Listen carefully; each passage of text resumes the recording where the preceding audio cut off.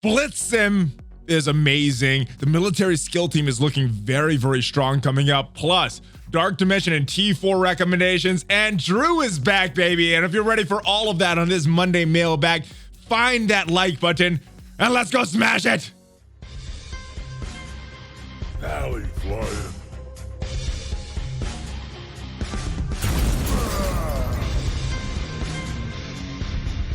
Oh yeah, hello Valley Maniacs. I am ValleyFlyin. Welcome back to the ValleyFlyin channel. I hope you had a great weekend and I hope you're ready for all of these questions from the Discord server, guys. And if you haven't already joined the Discord, the link is down below. And if this is your first time here, guys, make sure you hit that subscribe button, hit that notification bell. That way you get notified every time we put up a new video. And there's a lot more great Marvel Strike Force content coming on this channel, but no sponsor today, guys. Without further ado, let's get right into the questions. There's a lot of them to cover.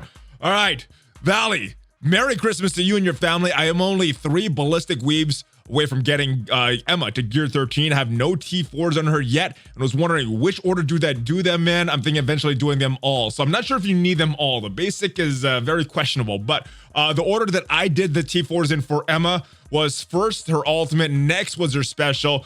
After that is her passive. Now, her passive is very, very good for war defense especially, but not really too much use out of that. So I think the two most important ones, especially if you're using her in a variety of game modes, her ultimate and her special. Do those first. After that, if you want to do the passive, you can. And then if you really want to go hard, you could do the basic, but I think the value drops off after those first 3. Next question. Valley, all the way from England. What is up, brother? Longtime watcher, you and OMFG are my favorite content creators. Hope you're doing well. My question is, Phoenix was a 6-star unlock. Do you expect the same for Jubilee? I'm not expecting the same for Jubilee. I think the reason that Phoenix was a 6-star unlock was that they looked and so many people had these villain mystic controllers in their roster. They knew that at 5-star, there would be a lot of people unlocking Phoenix. So I think they shifted it back to 6 stars. And I think that is why, depending on who this unlock is for Jubilee, there's been a few rumors floating out there on who the unlock will be, but if they're using a team that has some unfarmable characters, I think she will be a 5-star unlock. Are there any characters in the Marvel universe you think would be a good legendary and worth a 6-star unlock, even a 7-star? I know Doom is a 5-star unlock, and then a 7 once you've completed Dark Dimension twice. So yeah, that's how you get the stars on him for him, and then you get some red stars for each completion as well. So I think you start off with 2 red stars, and then on the second rotation, you're getting 4 red stars for Dr. Doom. And then can you believe what is happening to Letitia Wright, aka the legendary Shuri? Yeah, so unfortunately Chadwick Boseman passed away, but I think it's good news for Letitia Wright because I think she is taking up the mantle of the Black Panther. So I guess it is proper that she's a legendary character. I mean, there's a few really strong characters in the Marvel universe. Personally, I'm hoping that these strong characters get released as raid bosses or some kind of world boss that we try to fight as an alliance, rather than releasing some very, very strong characters. But what I'm also hoping for is Apocalypse that gets released as a legendary character. And I haven't heard this except in ideas from me, but I'm hoping that he makes other characters empowered. So we get a normal version of Angel, and then when he's paired with Apocalypse, he becomes Archangel, and other characters that have been Horsemen for Apocalypse. That's what I'm hoping for, and I think he would be worthy of a 6-star unlock for that if he did that. But if he's just a normal character, then probably not. But other than that, I'm hoping most of these other characters are released as world boss type characters, the ones that are very strong in the Marvel comic or cinematic universe. Next question. Sup, Valley? Merry Christmas. Greetings from Argentina. Greetings to you and Merry Christmas to you, brother. With all these changes to X-Men, Uncanny, Astonishing, X-Factor, do you think there's a determined moment that we'll have things like Phoenix Force, Apocalypse, Horsemen, First Class, New Mutants, and things like that one? So I'm hoping that eventually we do get the Horsemen, and I think it's very likely that we'll get some of these teams in the future. I would say, just from some of the things I've been hearing, probably not within the next 3 or 6 months, but after that, yeah, I think all of these things are possible. I'm not sure how likely they are, but I think it is possible down the road. As far as another question, for how about DD3 and 4 and building teams after a year without play, do you recommend as second characters for City?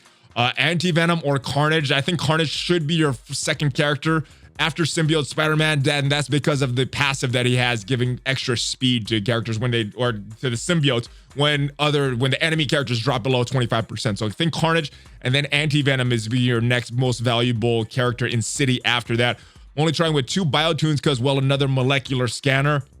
As far as the other City tunes I'm building, Merc Lieutenant, Ghost Rider, Doc Ock, all of those characters are pretty good, but I would caution you that make sure that you're building these characters with some use after Dark Dimension 3 as well, not just for Dark Dimension 3 and 4, because yeah, once you're done with these modes for 2 times, you're not really getting a lot of benefit from it going in another time after that. So yeah, they're all good characters. Merc Lieutenant fits good in a Merc team. The Merc defensive team. Ghost Rider fits good in a Supernatural team and is very good in that game mode and very good in PvP. But if you're not doing balance, then if you are doing balance, it doesn't really matter as far as his building up. I mean, Doc Ock, he is the king. He's the glue that makes that Sinister Six work so good. So I don't think you should have too much of issue building him up. But yeah, go Symbiote Spider-Man, then Carnage, then Anti-Venom. And if you want to build these tunes in addition to that, then that's cool as well, brother. Monday Mailbag, you suggested Legendary Jubilee because of the demographics and marketing. Why not wait till Shang-Chi came out, do a Legendary Shang-Chi or Mandarin? I don't know. That may not be why they chose that. That's just in my mind why they chose Jubilee as a Legendary, because to me, she doesn't fit as that. I know for some people, they're very happy about that. It doesn't matter. It's all based on her kid. But to me, Jubilee is still that kid that's always screwing up in the cartoon from the 90s. So I thought it was interesting that they brought her into this game as a legendary character. But yeah, it is what it is. It may or may not be what was suggested on the Mailbag last week. Or I think I got that as an idea from someone posting on a Reddit or something, or in the comments. Something like that, but it's possible, but it's also possible that they just chose her for some other reason. I'm not sure. If you have any reasons, guys, that you think Jubilee was chosen as a legendary character, other than marketing purposes, let me know, because I'm not sure why. That was just something that I saw that I thought made sense. Anyway, did you notice the person in DD4 is called Scopely Fixed Prices? Yeah, I did. We talked about it in a weekly news update last week with Reminex. I think this question was asked before we shot that, though. But yeah, so what Reminex said, if you didn't catch the news, he said that that's his friend. I think his name was Yags, and he's been changing his name a few times, but he heard from customer service that the name that's going to be enshrined in whatever manner they choose to enshrine that name is going to be the name that he first went into Dark Dimension 4 with, and that was Reminex Tweaks on Twitch. So if they're gonna enshrine a name, that would be a fun one to enshrine, guys. So we'll see what Scopely ends up doing, but yeah, it's not gonna be Scopely Fixed Prices if he gets it first. How's it hanging, Valley? What is up, brother? I know as far as there's no official place that the members of the Envoy program are listed, with some addition of subtractions happening since the start of the program. Was wondering if you could let us know who the current members of the Envoy program are. I'm not sure if that if I'm allowed to make that public, but there's been some people on the channel that we know are Envoys, so I'll mention them, but there's a bunch of others. There's maybe about 20 or so that's in the Envoy program right now, but you know, OMG's been on here before. We know he's a member of the Envoy program. Reminex Goofy just got in. The guys from MSF.GG are also part of it. Pimptoxy, TyJ. There's a few others that have been on this channel, but like I said, I'm not sure if I'm able to mention them, but they've mentioned it on this channel, which is why I'm mentioning their names. But there's about 20 or so in there, and I haven't counted, but I think it's about 20. As a follow-up, what's the primary benefit to being an Envoy, and out of the current members, who would you say provides the best content besides? Well, I can't pick that. That's like saying which of your friend is the bestest friend. But I think you know, as far as benefits to being in the Envoy, let me talk about that. Since the leaks, they're limiting a lot of the information that we get. So despite what some of the things are out there, the leaks have really hurt this channel and the entire Envoy program significantly. But as far as the benefits to being in that, I would say that we get a lot of art assets. There is a test server that's up and running right now. I'm trying to figure out how to get it up and working, because the last time we had a test server, it wasn't working on my BlueStacks, so I had to use it on Nox, but that is available to us. We get some embargo information like the day before the embargo is released, so there's that benefit. But and then we would be able to communicate with Zeeks and Cerebro anyway, so I'm not sure if that's a big benefit. But they answer a lot of the questions we have. So I'd say for me on this channel, a lot of it has to do with the art, but it is nice being in the program. And I think there's some cool things coming up with that program. But yeah, I can't pick who my favorite is. That's like trying to saying, look at all your kids and which is your favorite kid. They're all my friends. So hopefully they provide enough different content that you go and watch everybody. And yeah, it gets a lot of the content creators out there and watching a lot of their stuff, guys. Good morning from Hawaii. What's up, brah? Kicking back in the island breeze, working from times in COVID. Finding some utility in leftover characters. You've heard any talk of use for Kingpin and Bullseye, maybe as a syndicate mobster team with characters like Tombstone, Prowler, Hobgoblin, Hammerhead. Would be cool. Haven't heard anything about that team. I think Kingpin is a nice rotational character for any new villain type team that doesn't have a fifth, or even non-villain teams that don't have a fifth. He's pretty good because of the offense up and the defense up that he provides to the team. So he's a very useful character. And Bullseye, I'm thinking he may be going back to that original Merc team because Killmonger, Shuri probably getting off of that team as we see this military skill team come into play. So I'm thinking they're just going to be used for Bullseye, and Kingpin is a nice rotational character, but I wouldn't mind if they made a syndicate mobster team. Seems a little more fitting for these characters, but I've not heard any rumors of it, so probably not in the immediate future for this team happening. Similar question regarding use of Spider-Man, who's such an iconic character, especially with interest in Spider-Gwen. An occasional mention of a gothic team that would that include Miles and two others, including Scarlet Spider-Man or Scarlet Spider, Spider-Woman, Silk. Comments? Not sure. As far as the gothic team, that came from one of the members of the Valley Club on the live stream who had information that one of the members of his alliance was working on Pimtech a while before we had that officially announced. So he does have a track record with that, but he mentioned that gothic team for Spider-Man. So hopefully that comes to fruition. There's things always change in this game, so we'll see what happens with it. But Spider-Man does need to have a place, have a team that he is good on right now, because right now my Spider-Man homeless. I don't know where to use him. He's such a good character, iconic character. It's been a lot of great movies coming up, and it's a shame that he's not really useful in Marvel Strike Force right now. Next question. Hey, Valley, what's going on? I've been playing the new PvP mode and loving it. I had a match where Captain Marvel versus the other player, I think Emma Frost. That match came down to a draw with those not being able to do enough damage to each other, and I got a resulting victory screen.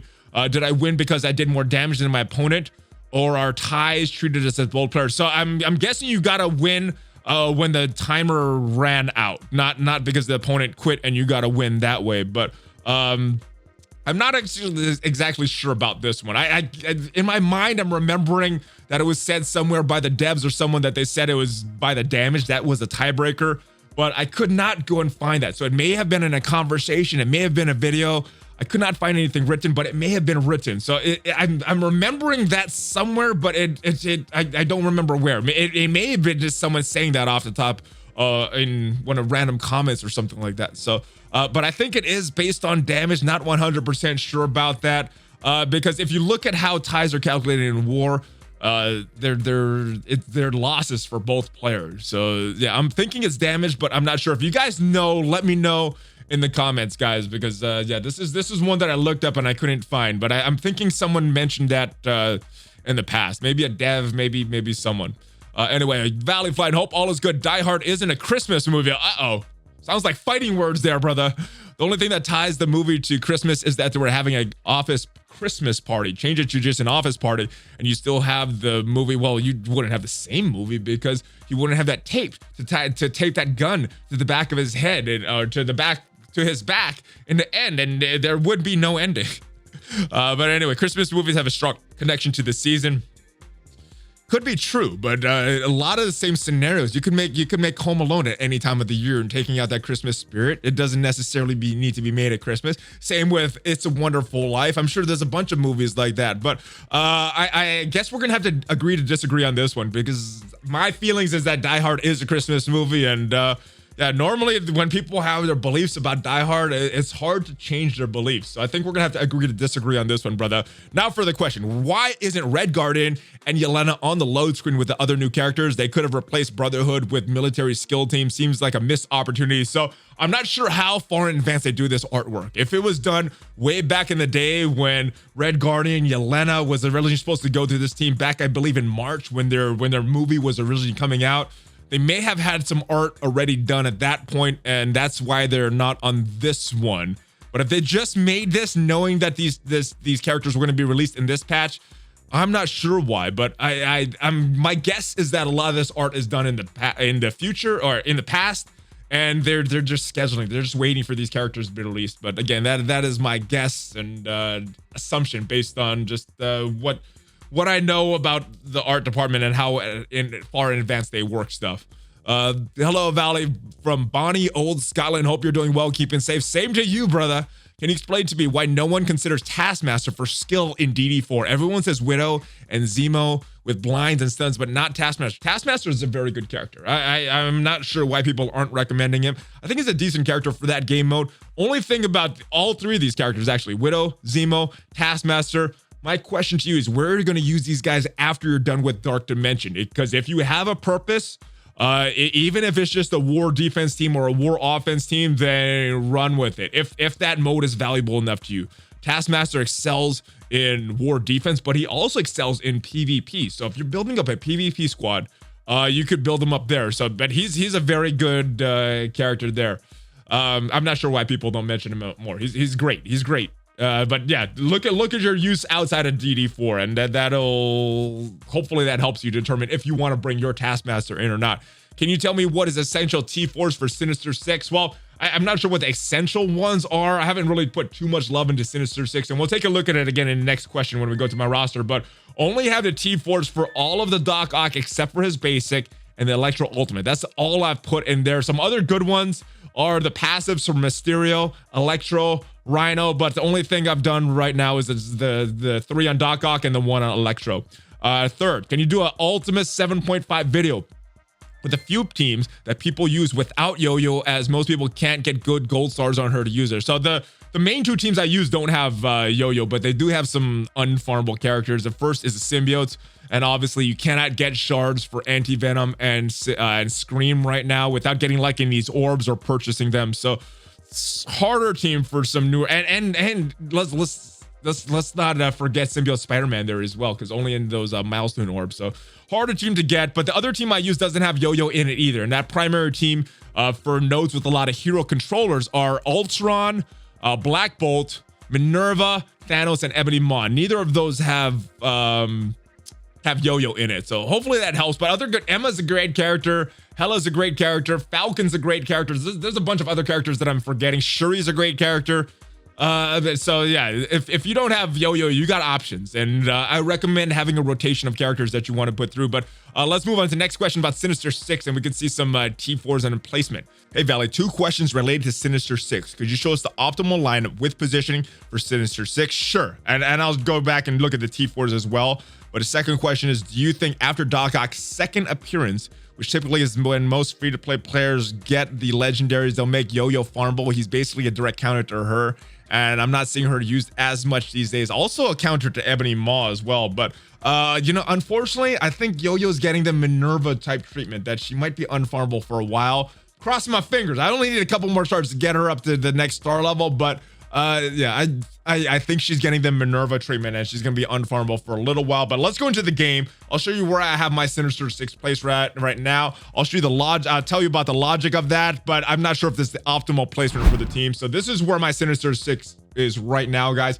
Doc Ock between Electro and Swarm, because he gives out speed to adjacent characters, also some deflects, I think. And then Rhino is all the way to end as a protector. Mysterio's right next to him. In case he dies, he's gonna summon 2 illusions that have a chance to bring him back to life, which is why I think he can die and possibly not having any effect on the team. But this is where I have them. I'm not sure if this is the optimal placement for them, but as far as T4s, let's go back and look. And if you guys have some recommendations for these guys, let me know if you have a better lineup. But I think that's the best characters for this team. And as far as T4s, like I said, I have the special, ultimate, and passive for Doc Ock. And I also have not this. Let's close that. And I also have the ultimate for Electro. That's what I have in there right now. But there's some other good ones. I just don't have them right now on my team. Hey, Valley, I believe they will refine real-time arena so people will enjoy it more and matchmaking is better. I also believe that. I think they heard some of the complaints from the community. They switched around a few things. Unfortunately, both of them aren't implemented yet.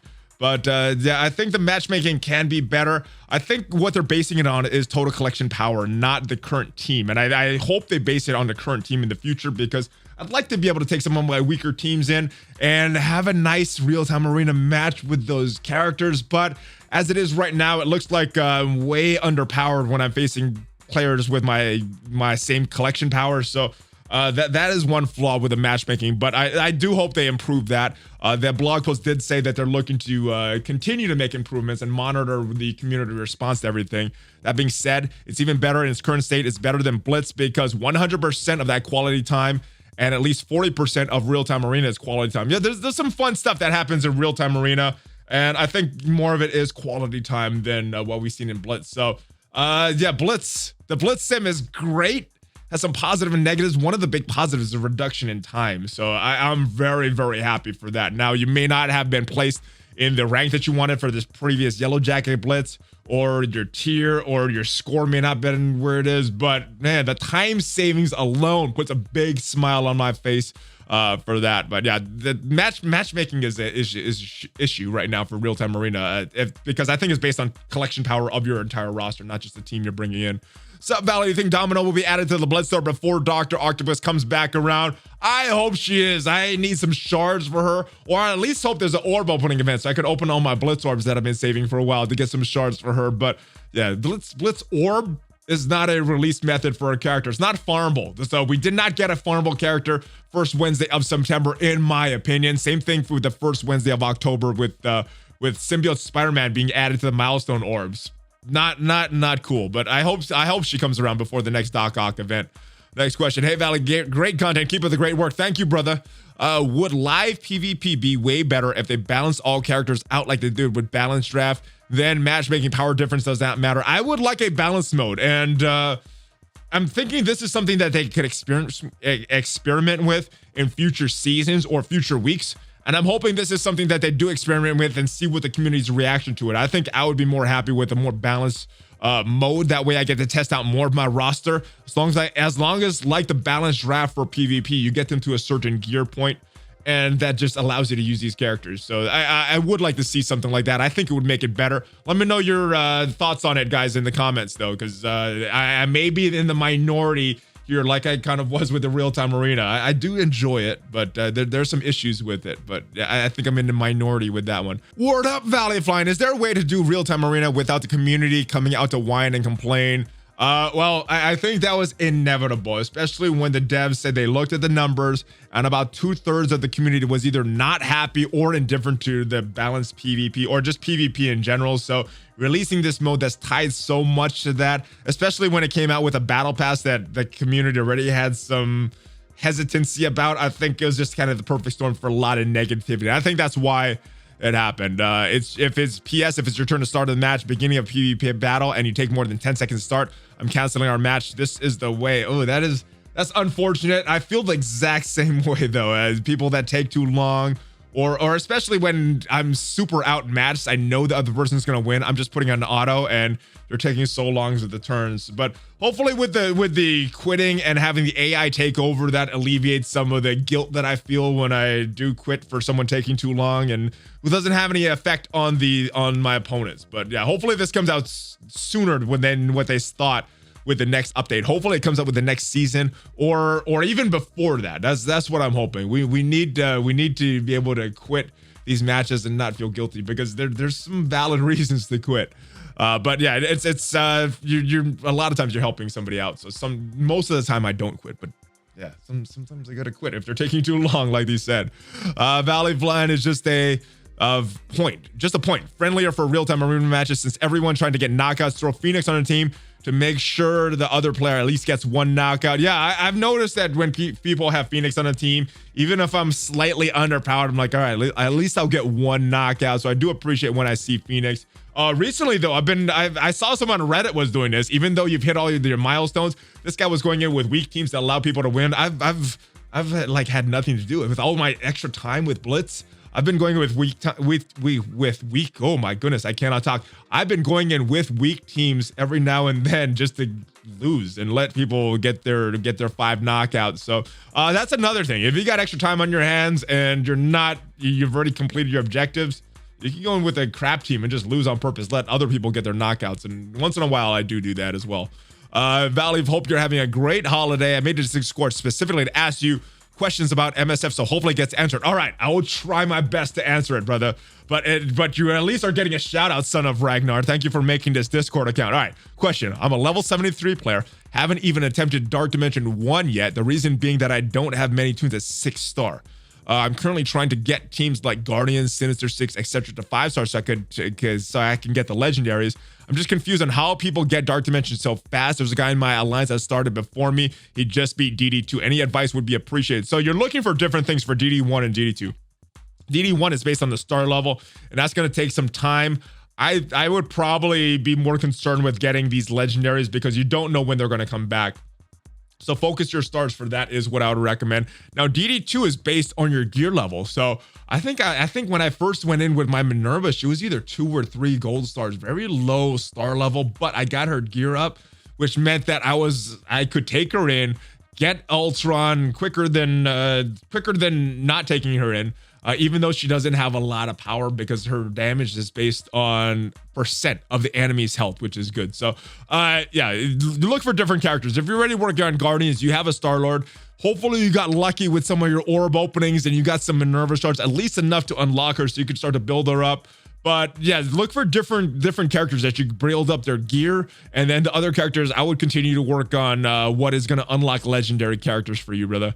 All right, hey, ValleyFlyin, please tell me why the heck they added Punisher to this new team without adding skill military tags to his passive that makes him so powerful on a defender's team. He doesn't really have a passive with this new team of his. Yeah, so I think you said it in your sentence right there. It makes him so powerful on the defender's team. I think a lot of this power they want to lie with Red Guardian and Yelena so they could sell these characters. And if they gave him those tags, it would be too strong. I mean, that's originally why they said they didn't give him the military tag when it was added to the game, even though he did have a background in the military. They probably play tested it and it was too strong. That's what I'm hoping at least happened. I'm hoping they play tested it and found out to be too strong. But yeah, that's a guess. So if you guys know anything different, let me know in the comments. Hey, what is up, ValleyFlyin? Greetings from the NYC. What is up, brother? I bought the $25 6-star offer a few weeks ago. Have not used it. With 6 new teams coming out in the patch, who do you think is the best one to use it on? So a couple different options. I do like those military skill characters. I like the kits of Red Guardian, like the kits of Yelena. I think you're going to find more use from the Astonishing X-Men characters, and I'm still not sure where X-Factor is going to be used. And just for that alone, I'm not going to recommend Shatterstar Longshot because I don't know what their team is going to be like. I don't know where their ultimate use is.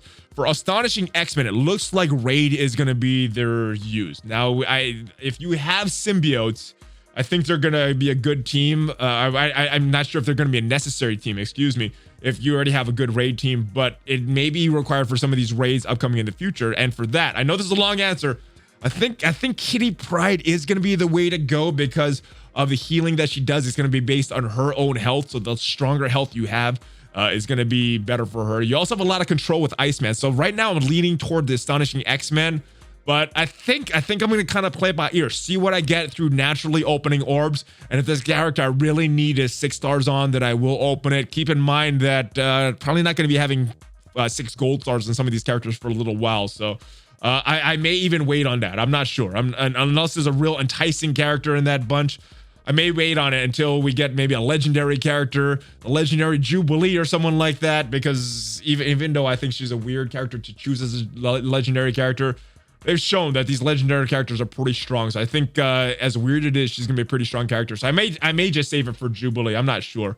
But I think I'm gonna play it by ear. But I think the likely candidates are gonna be Kitty Pryde, maybe Iceman for the control, Red Guardian or Yelena. I think those are 4 candidates. But I'm gonna play it by ear. See what happens with my stuff. I bought that offer a while ago, or Black Friday is when it came out, and I still haven't used it yet. I'm still saving it right now. What is up, ValleyFlyin? All the MSF content creators. Your videos are my favorite. Thank you, brother. Give a big Hulk fix bump to little A and little G for me. I will do that right after I finish recording, guys. I know the billboards in Hell Kitchen say Widowmaker shows no fear. I saw the ships behind the map say Pants of Hulk and Legion of Cabal, but where is in MSF is Tadano Mac enshrined? Is it written in Japanese somewhere? That's why I haven't seen it. I think he changed his name to Tadano, or they changed his name to Tadano Mac before he got enshrined. I think it was in Japanese at one point, but I think I remember seeing it, but I'm not sure where. Maybe I'm just imagining it.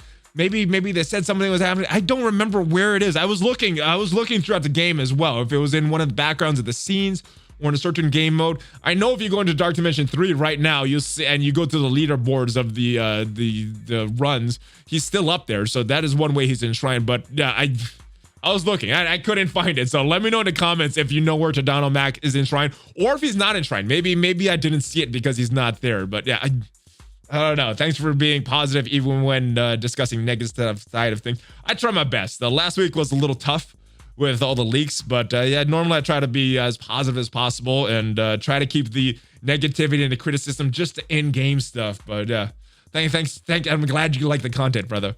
All right, hey, brother. Was happy to catch your stream this morning. I'm usually working. Got lucky today. Nice. Notice we're exiting out of the node while you were doing Ultimate 7 this morning when things went bad. Is that a technique or a trick to use a way of getting out to redo the match? Just curious. Keep up the great content, man. So people used to do that with Blitz to save their Blitz ranking, and they've added a feature that you can exit out of Blitz matches or retreat from them, which means you keep your ranking. In War, if you exit out of a War match, it's like you haven't even entered. You lose the energy, which can be argued is more important than actually losing the match itself, depending on your alliance.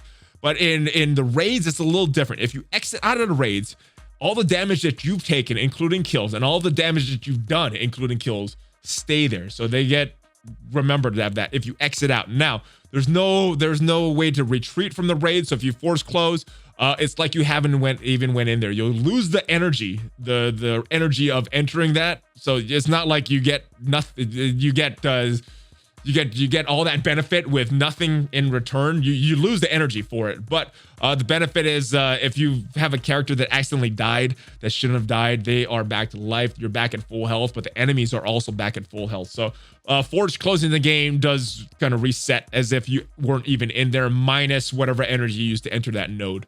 With Doom, War, 1, the first 3 nodes, can I take? You can take in only hero Inhumans. Does this mean that there'll be villain Inhumans in the future? Why hero Inhumans instead of just Inhumans? I think that's you hit it right in the head. I think it's for something possibly in the future. In case they ever release Inhumans in the future that are villains, this just leaves them some room that they could add those and then not have them included. You know, I don't know if they're gonna be including other Inhumans like Maximus and Gorgon and Medusa into the game, but it gives them some wiggle room in case they want to include these characters in and not have them available for these matches. And I guess if they want them, they could just change to all Inhumans, but I think it's for the future. But I don't know if they have any specific plans for it. Hey, ValleyFlyin, trying to get to the Colossus node in Hero 7 campaign. What to use for the Thor node? We actually did the Thor node on the live stream this morning, guys.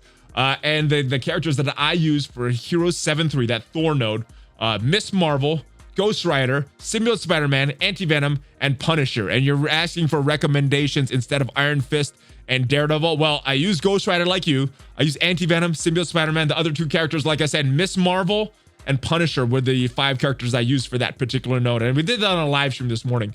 Global nodes for Hero 7 currently have Vision, Shield Security, Falcon, Shuri, Wolverine. Any suggestions who to replace or use instead? So not Wolverine. I would take Wolverine out of there. Unless you got a crazy big Wolverine and his regeneration is making it worthwhile to build in or to bring in just because he's healing so much between turns. But global, the teams that I used was Yo-Yo, Falcon, X-23, Fury, and Shuri. And that's the team that I've been using on these. I think we have in the alpha raids in the global nodes. That's the team I've been using there as well. If you don't have those characters, Cap is good, Black Widow is good, Rescue is good, Hulk is good, Shield Medic is good, not only because she does healing and can help you with that 3-star, but she also has a small chance to revive characters as well, especially if you're pairing her with Fury. So I say keep Falcon, keep Shuri, get rid of Wolverine. Maybe you want to place Vision if he's not strong enough. Maybe you want to keep Shield Security in there if you're pairing him with Nick Fury. But, you know, also look, if you have Yo-Yo, if you have X-23 built up, that could be very good. And then some of the other characters that I mentioned, brother. Next question. Keep up the great work, brother. What's the best raid team not named symbiotes? I missed out on Anti-Venom. Anyhow, thanks, Valley. All right, so I mentioned this team earlier. Nodes with a lot of hero controllers. I use Ultron, Black Bolt, Minerva, Thanos, and Ebony Maw. That team works very, very good on the nodes with a lot of hero controllers. I'm using the symbiotes on the nodes without them. And previous, there's some great characters for Ultimate 7 as well that are in a rotation that I don't always use. Emma is really, really good, especially with her ultimate, having the enemies attack each other. And that is really good on that last node if you have that queued up. Loki and Mystique work well on that last node as well if you're just trying to kill that Captain Marvel or the Ultimus. But Hela works very good. Shuri's another candidate for that. Falcon is a character that I used a lot before. X-23 if you have her built up. Her Taskmaster, Zemo work very well. The good sacrifice team is the X-Men. So there's a bunch, and it may just be the best rotation that you have. It may not work for the Greek raids once we get those sliders and not be able to heal, but for Ultimate 7, I'd definitely pick maybe 10 characters, 10 of your stronger characters that are good in the raids, and just use them as a rotation. That's what I did until I got symbiotes and things like that. All right, what is up, ValleyFlyin? Let's talk silver promotion credits. Do you see more value in one, taking characters from 4 to 5, like Ghost Rider, Striker, Invisible One, or multiple characters from 3 to 4, like War Machine, Deadpool? So I think it's going to be dependent on your team. I look on different teams, and I've done both, and I've saw the value in both. When I'm having a strong team like Inhumans, I did this with Quake. Quake was at 3 stars for the longest time. Never got a better pull than 3 stars on her. And just to balance out with the rest of my Inhumans, I brought up to 4 stars just because.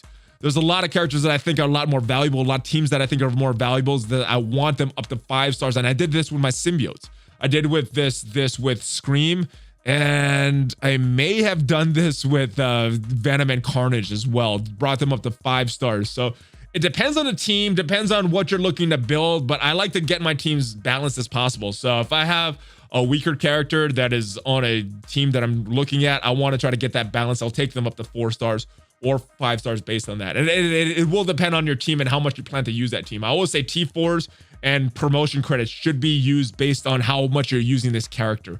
So, and if you're using a character a lot, then you could justify it just for that alone, even if they're not the best character in the game. But usage is very important for both of those things. ValleyFlyin, do you think it'd be worth it to put a monstrosity next to Scientist Supreme to give her offense up if it means possibly helping her land her ult more often? It could, if you're having trouble with her landing a lot of those debuffs on the enemy team, to give her more focus. If you get offense up on a character, that increases their focus as well. So it would help her. If you're having trouble with that, then yeah, experiment with that. But if you're not having trouble with it, then I wouldn't even bother, because if she's landing her debuffs all the time, then why even take her out? Or why even move the placement between Assaulter and Graviton, because those are your damage dealers as well. So I have my monstrosity in between Assaulter and Graviton. But like I said, if you're having trouble with that, it could be a situational basis if you're having trouble landing your debuffs. Greetings from Brooklyn. What is up, brother? Since it seems like the Punisher will move to the new skill military teams, what happens to defenders? They're already marginal, but since many of us have really big defenders, how can we use them going forward? I'm probably going to place someone that has a city tag in there, like maybe a Night Nurse, even though she's not a great character, or a Spider-Man, or someone that I'm not using, just some trash character, because I don't know how valuable defenders are right now. I don't think it really matters who is going to be on the defenders team. Yeah, I don't think it's worth it building them up. But let's go back to the blog post for the release notes, where they mention the other defenders characters coming, and it's right here. While Punishers traditionally supported the defenders team, there's a few other city heroes that can be slotted in as a replacement, which, like I said, Ghost Rider actually works very well if you're not using him on the Supernatural team. But Spider-Man, Night Nurse would work very well. And yes, we do have plans for additional defenders in the future.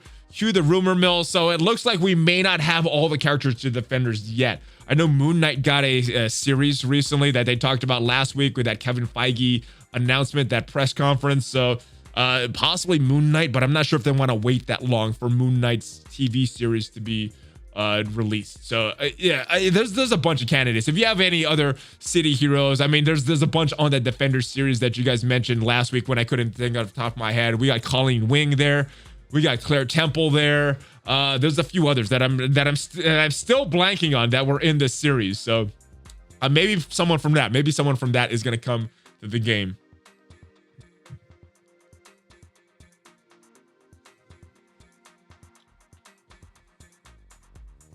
Hey, Valley, I'm getting ready for DD3. I can take either Minerva or Ghost, take her to tier 14, and I have them both at 13 and 4 red. Well, yeah, if you could take them both, then cool.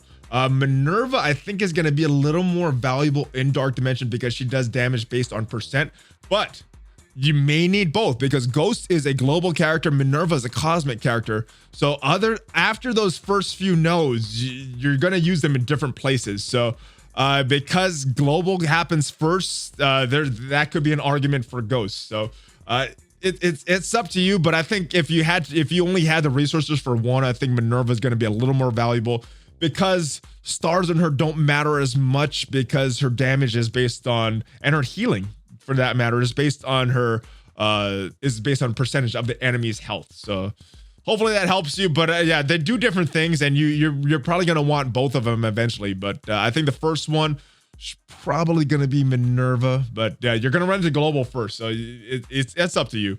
Valley, you told sometimes that you want to quit RTA battles and you can't win, and that's completely understandable. But you also tell it's not good, and I think everybody should respect you for that. So why do you do it? Like I said, sometimes they take too long. Sometimes I don't have enough time. I'm just trying to do the objectives. I'm like, this is just gonna waste my time. So normally I don't quit out, but if I'm going for objectives and I have a limited amount of time and I'm like, I got 5 minutes to play, I don't have 5 minutes for this battle to play out, I will quit, unfortunately. I'm sorry, I do. But no, most of the time I don't, and to make up for it, I've also been doing battles now that I've completed objectives with teams that I know aren't going to win, just to help people out. But I've also noticed, and I don't know if this is a coincidence, but over this past weekend, when I went into a battle that I could not win, definitely no chance of winning, I hit auto, taking the loss, played it out. Normally I've gotten 2 easier battles that people are punching up against me. So I don't know if that's some kind of system they have built into place or if that's just kind of a coincidence that I've experienced this weekend. But most of the time I try not to quit. I let them get their knockouts. But yeah, if I'm running short on time, that's normally when I'm going to quit because I'm trying to hit objectives quickly. But yeah, I'm sorry if I've quit on anybody out there. Valley, greetings from California, and I hope you and your family are staying safe. Do you know when the Emma milestones are coming back? I feel like we're overdue to get them back. You know, you're definitely right. We are overdue to get them back. They haven't been, normally I think it's about 3 weeks in between, and it feels like it's been longer. I may be mistaken on that, but it feels like it's been longer than 3 weeks since she's been out of there. So hopefully it's soon. Hopefully it's sometime in December. If not December, hopefully early January we get these Emma milestones returning. I hope it's not in the next update, and I hope they don't forget going on break for the holidays that Emma's not going to come back for a while. But it may come with some seasonal rotational orbs that they have. So we'll see, and maybe that comes with the orb opening event. Hopefully. But yeah, I have no idea. I haven't heard anything on this, and even the devs don't. Even if they know what the dates are, which I'm not sure of, they usually don't release these kind of dates to anybody. They keep some things played close, very to their. What am I saying? They keep some things close to their vest. All right. Anyway, Valley, what's up? First, can we agree calling the new skill military team Skillitary? For this question, yes. I'm not sure what I'm gonna end up calling this team, but Skillitary, S+M. I've heard a bunch of other names, so I'm not sure what I'm gonna end up calling it yet. But for this question, yes, we can agree for that. Do you think Shatterstar and Longshot would be acceptable placeholders for Punisher and Kingpin until we get the rest of the Skillitary team caught up? Yeah, they're great. They have some good synergy. And even if they don't get all the bonuses that skill military team or Skillitary, which we're calling it for this question, they do have good synergy on their own that I think they can benefit. So if your gold stars and red stars align with those characters and make it make sense for you to add them on, I think they're good placeholders until Longshot and Shatterstar get their own team, and until you get your Punisher, Killmonger, and Merc Soldier built up. It's going to take a lot of work to build them up to where I have Punisher. I'm thinking about skipping them, stretched pretty thin right now on resources. So you know, this looks like a war attack team. So if you have enough war attack teams, this looks like a very skippable team. But if you're looking to get another war attack team, looking to counter some of these metas that are in game right now, I think this team will work very well for you, and you may want to build them. But yeah, this is definitely a skippable team if you have enough teams to do war offense with. Any idea why Skillitary is giving less rewards for the higher number of knockouts? You get 1550 for 350 KOs, but 1300 for 550. Same number of training mats. Does this seem a little bit backwards? So when I first saw this, I thought this was Skillitary trying to reward players that do less, so that it's not having to grind, not making people feel like they're forced to grind, which is why they get reduced as far as these knockout rewards as you go up and up in tier. That was my thought. Maybe there's another reason. If you guys are thinking of another reason for this, let me know in the comments. But I was just, when I saw this, I just thought, hey, you guys don't have to grind as much for everything. You don't have to meet all these objectives in order to get your, in order to fill your levels of this battle pass. So that's what I thought. But maybe it could. There's a lot of possibilities for it. But yeah, maybe they're just being nice. ValleyFlyin finished DD3 for the first time. Congratulations, brother, after 3 months. Ready for my next one. I want to see who you recommend for the global team, since that's where I was stuck the last time. I have Phoenix, Sinister, Emma, Colossus, Falcon already at gear 14. Anyone else you think would be good to bring up? I'm a late game player, so almost everyone is an option. Thanks for keeping the awesome work. So you know what? You could get through it with Phoenix, Sinister, Emma, Colossus, Falcon. You can get through these nodes. The ones that are going to be tough are node 7 and node 8. You probably could one-shot nodes 5 and 6 with that team. But 7 and 8 are going to be tough. And I think node 8 is a lot tougher than node 7, that Iron Fist node. And I think it's a lot tougher than node 3 with those Miss Marvels. So if you're looking for node 8 specifically, there's a couple characters that if you look at some of the top teams on node 8, a lot of the top teams they have Magneto and Mystique. So if you want to build up characters specifically for Dark Dimension 3, you have a lot of resources. You're going to use these guys outside of that game mode, then Mystique and Magneto are who you should be looking at. But if you're looking to conserve resources for Dark Dimension 4, you're not sure who you want to bring up yet, then save it. Go through it with this team. It might take you a little extra, but I think you'll get some benefit in getting into Dark Dimension 4 faster, brother. Hey, ValleyFlyin, greetings from Belgium. Have a little question. My little brother plays the game and is a big fan of Wolverine. He currently has him at 6 stars, almost 7, and 6 red stars. Asked if he's worth to buy the 7th red star out of the store because he only seems to get Wolverine and Sif, who's only at 2 stars at the moment. No, don't spend promo credits on Wolverine. He's not that great of a character. I mean, even if you got a 7 red star Wolverine, I don't think he's going to make that much of a difference to your roster unless you're a very, very early player. That's going to be your strongest character. And so I wouldn't recommend building up Wolverine, though. I just don't think he has a lot of value right now. He's not in the best version of that X-Men team. Doesn't really have a solid home right now. And if you're using him a lot and you really enjoy that character and you want to do it because he's your favorite, not necessarily that's going to help you with the game, then just remember at the end of the day, this game is all about fun. So if that's going to help you have more fun by using your favorite character, then do it. But don't expect a lot of return from your investments. There's a lot of characters that will get you a lot further in the game than Wolverine. So I would recommend against it, even though it is his favorite character. All right, Sup Valley, the one who may or may not be flying. Well, look in the background, brother. We are flying through the cosmos. We are right next to the Kiln prison right there, hovering outside of that. So we are flying, brother. Anyway, with a new Skillitary team coming, 2 questions. Who do you think would be the best Merc team, since Killmonger is now slated to be part of the new team? And also, do you think that Black Widow will gain some synergy with the new team once her movie comes out? So as far as the Black Widow, I was a little disappointed that she didn't have more synergy with this team.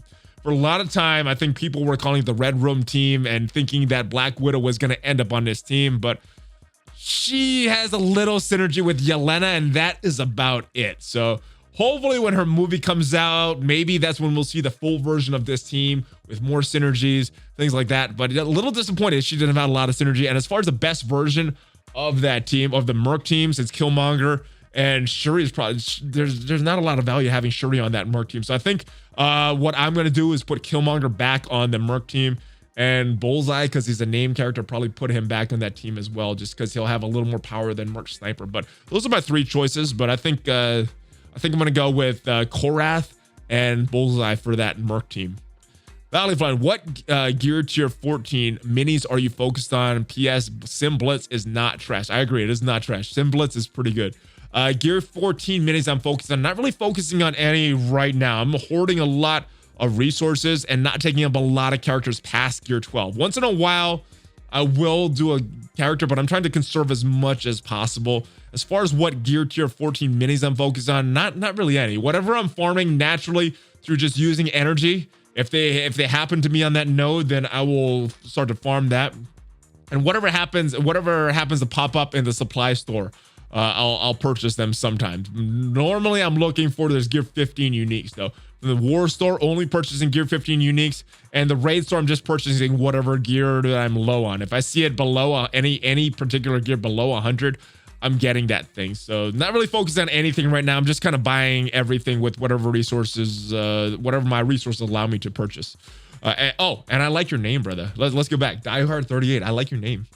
All right, when using Marauders with Blob, what placement and ISO 8 should you use? So when I'm using Blob on that team, that's specifically for war defense, who I've actually taken off recently because I haven't noticed any wins with them. So I'll put Blob back on my team, allow me to do slightly higher punch-ups against shield. Sabretooth was working in that spot, but yeah, I wanted my other teams to work a little slightly better.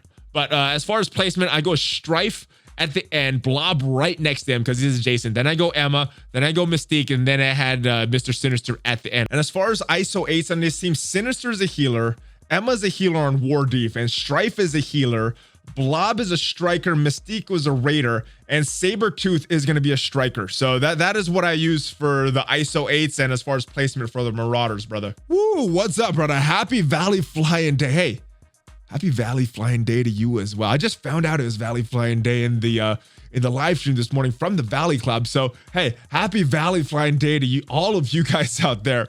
But anyway, what kind of orbs should we be hoarding for this potential orb opening event? What orbs counted last one, and are there a chance of new ones since then? So I'm doing this one off of memory because I couldn't find anything in my short research that I've done for this one. But from memory, I'm thinking the premium orbs counted. I can't remember if in the past that red star orbs counted or not, but I don't think they were valid in the last one. Same with the basic orbs. I know in the past basic orbs counted, but they did not count in the last one. So maybe the basic orbs. I think the training orbs and the gold orbs counted. Maybe the ability orbs as well. And I think mega orbs counted for that. Now, the Blitz orbs, I think they counted, and I think the raid orbs counted. And there's a bunch of gear in the raid orbs, the purple gear, the blue gear, the orange gear, and I think all of those counted as well. And I think that's it. I'm trying to do this off memory, so if I'm incorrect, let me know in the comments. But as always, guys, I'm always recommend if you need the orbs right now for the resources in them, open them. Don't wait for a potential orb opening event. But if you don't need them, you could afford to wait, then just wait. We'll see what happens. There may or may not be an orb opening event this holidays, which would be disappointing because I want to open my orbs. Hey, ValleyFlyin, how are you doing? 2 questions. I am doing well. And let's go with these questions. How do you make speech in your videos? Do you improv or use a script or use a teleprompter? Normally, I'm just answering questions. Once in a while, like right here, I have some notes. I do have a teleprompter, but I hardly ever use that thing. That's for my DSLR.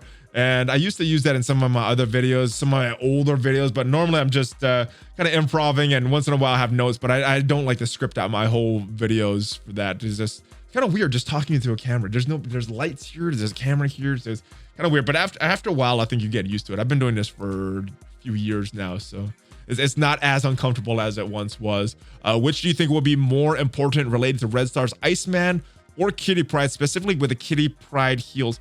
So I think the passive heals for Kitty Pryde, especially when you pair her with, only when you pair her with Jubilee, is going to be important. I think this is going to be an important raid team, especially if this is a team for the Greek raids where you're not getting healing. Having that healing happen in battle is going to be important. So I'm thinking Kitty Pryde, but I'm not sure. I do want to see these guys in action, which means that I got to get on a test server sooner than later so I could test these teams out for you guys. But yeah, like I said, the previous question to the Red Stars and the promotion credits, it may be based on whoever you get lower Red Stars in your polls. So if you're doing really bad, maybe open a 6-star for that character, and hopefully it'll help you in the future. I'm actually liking on paper all of these characters, or the 4 of these characters. Actually, all 6 of these characters on paper. So it's a hard choice, but I think I'm leaning towards Kitty Pryde a little bit. Normally I'm leaning towards damage dealers, but I think the heals for these Greek raids are going to be very important. Since you can't heal between nodes,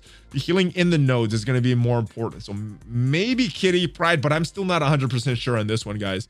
All right, ValleyFlyin. When I was new to the game, I got some great advice to only build the defenders and guardians to a certain point, then pivot, focus on as guardians and X-Men. I say it was good advice because I have a couple in my alliance that were more veteran players than I was, who built up monster defenders teams and are not struggling to get your DD3 because they should have used their resources elsewhere. That is true. That is true. Right now, I've been focusing on Black Order and Symbiotes, and I have them both around 450k. Do you think there's some point that we will consider another pivoting team again and focusing on some of the new upcoming teams? Yes. This is a game of power creep. So the top team right now is Black Order for Arena. The top team right now is the Symbiotes for Raids, and you can make an argument that both of those teams are valuable in those other game modes as well.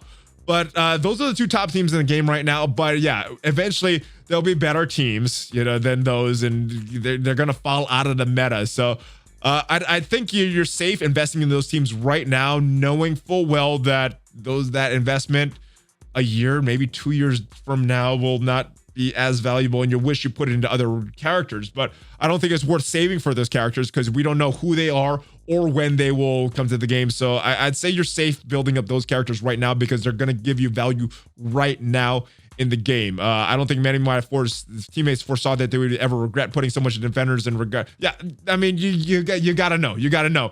X-Men, there are tops at one point. Brotherhood, there were tops at one point.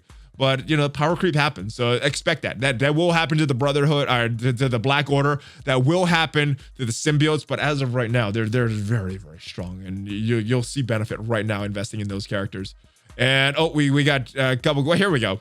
It seems like Mystic characters have always been in the next release cycle with the Symbiotes, Pimtech, everything else in Skillitary. Do you think we could see a character like Magic get the Scarlet Witch treatment as a replacement for Scarlet Witch and Supernatural, or could get a Hydra style rework? So I think Drew has some information on hand. We're going to ask him that in the rumor section.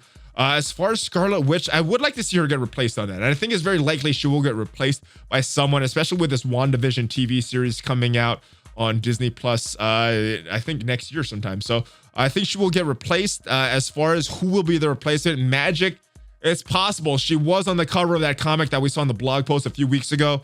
So yeah, it's possible. I'm not sure who is going to replace her though, but I would like to see Scarlet Witch on a permanent team with Vision instead of on a Supernatural team right now, which always kind of seemed like a placeholder for her. All right, next question. Greetings from St. Louis. When PvP began, it was revealed shortly after that competitors who ended up on the right side, typically the AI side, having a slight advantage due to the order of operations. Is this also true in real-time arena, or has this been fixed? I think it is still true in real-time arena. So the order of operations, that only applies to certain characters' passive, where it's really, really important. Most of the time, I don't think it's an issue, and that's why I don't think the devs went back and fixed this.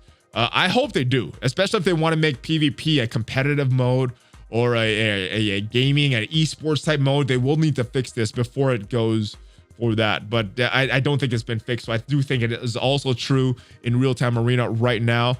And another question, long time, first time. Well, it's your second time. Your first question is right there, brother.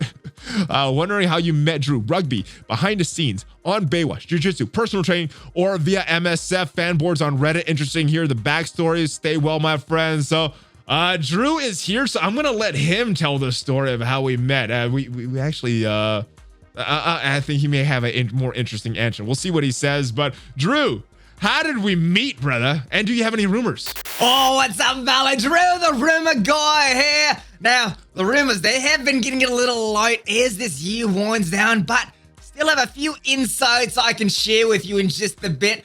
But to answer the question of where we met, now, Valley, we have not yet met in real life, but I did hear that back in your day, you were quite the rugger, so maybe one day we'll meet on a pitch, we'll have a cold one after, and if you score try, maybe I can convince you to shoot the boot. So yeah, Drew, you're definitely right. We haven't met in real life, but hopefully one day, brother. I don't know if I'm going to take you up on that rugby match, because it's been a while since I put on the boots, but hey, if you ever in the DFW area want to do a friendly jiu-jitsu match, then that may be a possibility, brother. Oh, well, Valley, I haven't tried any of these grappling sports myself, but hey, if this froth is involved, mate, I'm sure we can work something out. Now, as far as rumors, there's nothing coming from my normal sources, but little birdies from the Valley Club have been providing me with some tidbits here and there, and they have been telling me, Expector, additional members, they're not coming until the end of the next update. There's no word on who these additional members are though, at least not yet. And reworks, the Nightness and Hand, they're still coming at some point, but unfortunately, they seem to have been pushed back, and their status right now seems to be in limbo. So, I don't know when they're coming, but that is all I've got for you right now, mate. Now, if I don't see you or the Valley Club for a while, I hope you all have a happy holidays. Right now, it's frothy time for me though, mate. But don't worry, I'll be back. Well, Drew, happy holidays to you as well. I hope you have a great holiday season if I don't see you before the holidays fully begin. But yeah, a little disappointed if these rumors that you're hearing turn out to be true. Was hoping that Night Nurse would be a 5th on this Defenders team as Punisher comes off the team, but we'll have to see. Maybe that leaves room for Moon Knight. Maybe that leaves room for another city character. Maybe Spider-Man goes on there temporarily while he doesn't have a team. While we await word of this Gothic team. Not sure yet, but yeah, that's what my hope is. And Hand, they're a crap team. When are they going to be good? They were pretty good at global launch. Not so good now, though. So hopefully it comes sooner than later. Let me know your thoughts on all of it, guys. And there is a promo from Mikey B and the folks over at Worldwide Nutrition, guys. If you are an existing customer, you leave a review on the Google review right now. There's going to be a link for it down below. There's a drawing on stream tomorrow for $25 that you could use to get a tune. And as always, that 25% discount is in effect if you use that affiliate link, guys. I will see you guys next time. Check out some of the other sponsors in the description, guys. And I hope you have a great day. Before you go, though, check out some of my other videos and give me a fist bump, baby. ValleyFlyin out.